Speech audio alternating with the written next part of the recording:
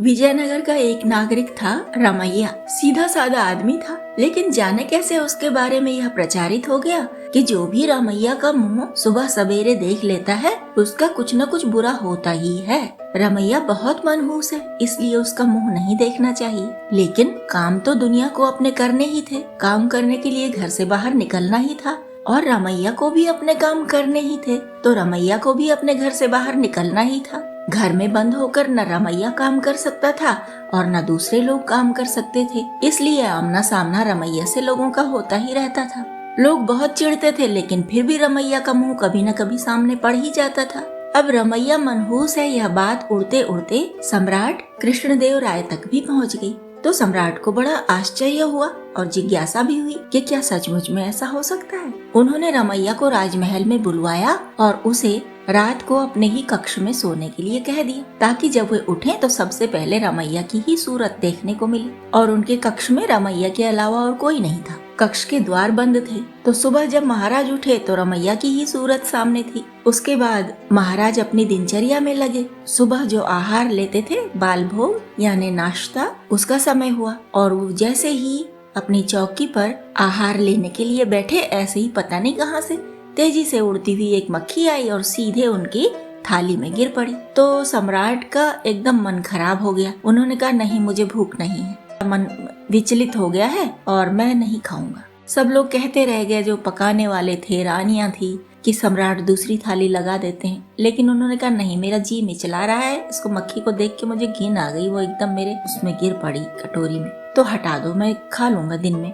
खैर, हटा दिया गया। सबको बड़ा बुरा लगा, क्योंकि जब सम्राट खाते थे उसके बाद ही बाकी लोग खाते थे। तो सम्राट चले गए। उसके बाद जब दोपहर के भोजन का समय हुआ तो सम्राट आए, भोजन के लिए बैठे, लेकिन उन्हें एकाएक लगने लगा कि नहीं, मुझे तो उल्टी हो जाएगी। वो फिर भी उठ गए भोजन से। उन्होंने सुबह भी नहीं खाया था और खाली पेट थे। इस समय भी उन्हें लगा कि नहीं, अगर उन्होंने मुंह में कौर डाला तो उन्हें उल्टी हो जाएगी। तो फिर भी वो उठ गए। उनके चक्कर में किसी ने भी सुबह से अन्न नहीं खाया था। पूरा दिन ऐसे ही निकल गया और महाराज को बहुत अजीब अजीब सा लगता रहा। उनको लगा कि सचमुच में ये रमैया बहुत ही मनहूस है। आज का दिन सारे महल के सब लोग भूखे रह गए इसके चक्कर में।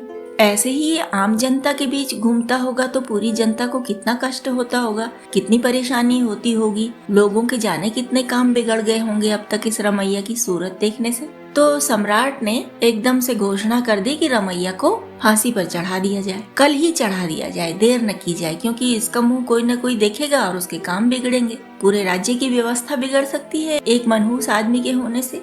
अगले दिन सुबह कारागार से फांसी घर की तरफ रमैया को ले जाने लगे थे सैनिक लोग। तभी सामने पड़ गए तेनालीराम जी। तेनालीराम जी ने कहा कि क्या बात है रमैया, तुम कहाँ जा रहे हो? तो रमैया ने कहा, फांसी घर जा रहा हूँ। तो उन्होंने कहा, ऐसा क्या हो गया? रमैया ने पूरा किस्सा सुना दिया कि किस किस तरह से उसे महाराज ने अपने कक्ष में सोने को कहा और सुबह उठ के जब उन्होंने मेरा मुंह देखा तो वो भोजन नहीं कर पाए, तो उन्हें लगा कि मैं सचमुच मनहूस हूँ, इसलिए मुझे फांसी पे चढ़ा देना चाहिए। तो तेनालीराम ने रमैया के कान में कुछ फुसफुसाया और उसके बाद तेनालीराम अपने रास्ते चले गए। और रक्षक जो थे वो पकड़ के जैसे रमैया को ले जा रहे थे वैसे ही बेड़ियों में जकड़े हुए उसको फांसी घर तक ले गए। जैसा कि नियम होता है, जब भी किसी को फांसी चढ़ाया जाता है, जब भी मृत्यु दंड दिया जाता है, तो व्यक्ति की अंतिम इच्छा पूछी जाती है। ऐसे ही रमैया को भी उसकी अंतिम इच्छा पूछी गई। तो रमैया ने कहा, मैं और किसी से नहीं कहूँगा, सम्राट को बुलाइए, तब सम्राट से ही कहूँगा। सम्राट को आना पड़ा। सम्राट आए तो रमैया बोला कि महाराज, मुझे जनता के बीच में अपनी एक बात कहनी है। तो सम्राट बोले, क्या बात कहनी है? कि सम्राट, मुझे जनता को ये बताना है कि जो मेरा मुंह देखता है उसे भोजन नहीं मिलता, लेकिन जो सम्राट कृष्णदेव राय का मुंह देख लेता है उसे तो फांसी मिल जाती है। तो सुबह उठकर सम्राट का मुंह कोई न देखे, मुझे यह कहना है जनता से। अब सम्राट के पैरों तले जैसे जमीन खिसक गई। बात तो सही है, जैसे सम्राट ने सुबह उठकर रमैया का मुंह सबसे पहले देखा था, ऐसे ही तो रमैया ने भी उठकर सबसे पहले सम्राट का मुंह देखा था, क्योंकि रात भर कक्ष में वे दो ही लोग थे।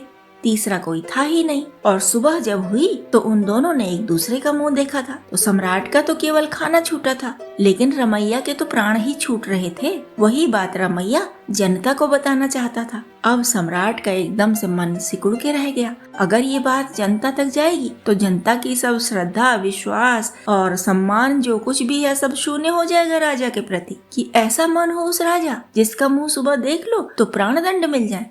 अरे बाप रे, ऐसा तो नहीं होना चाहिए। तो उन्होंने रमैया से कहा, तुम्हारी फांसी स्थगित करता हूँ, तुम्हें जीवन दान देता हूँ, पर बस एक निवेदन है मेरा तुमसे कि तुम किसी को न बताना ये बात जो तुम्हारे मन में आई है कि सम्राट का मुंह देख के प्राण दंड मिल जाता है। ऐसा किसी के आगे न कहना। रमैया ने कहा, ठीक है, मुझे आपकी शर्त स्वीकार है। और राजा ने रमैया को छोड़ दिया। तेनालीराम ने ही ऐसा कारनामा किया होगा, ये सब लोग समझ गए थे चुपचाप।